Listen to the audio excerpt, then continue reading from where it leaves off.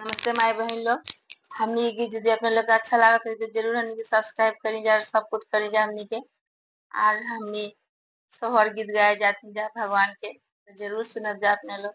बहुत बहुत धन्यवाद। जूनी जल मेला राम कावाना जूनी लक्ष्मण हो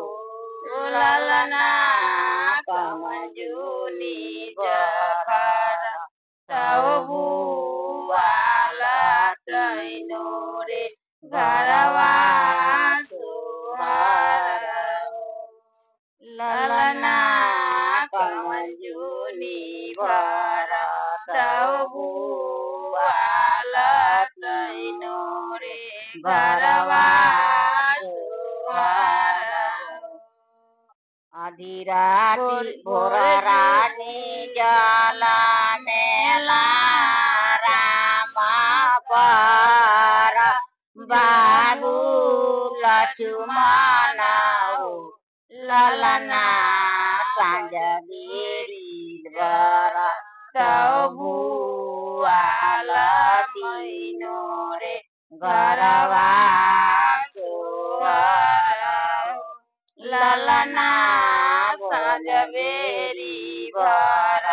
तव भुआला तैनो रे घरवा सोहर कोशिला के जला मेला राम सुमित्रा बाबू लक्ष्मण हो ललना ककई के बर तव भुआला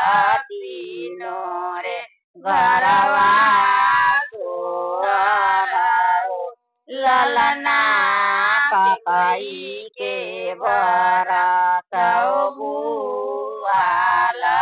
तीनो रे घरवा सोहर जाई के बबाना के देखावा पतरा वाहु खोलावा नाउ ललना कौना राशि जला मेला राम कावाना राशि लक्ष्मण हो ललना कौने राशि भरत भुआला तीनो रे घरवा सोहर ललना कौने राशि भरत भुआला तीनो रे घरवा सोहर ललना जाई के भले राशि जला मेला राम भले हो रसिया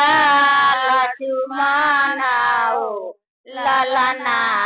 भले राशि भर तव भुआला तीनो रे घरवा सोहर ललना